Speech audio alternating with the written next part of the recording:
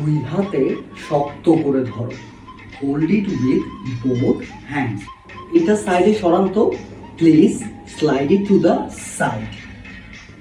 এই মুড়িগুলো একটু রোদে শুকাতে দেন তো, dry it in the sun.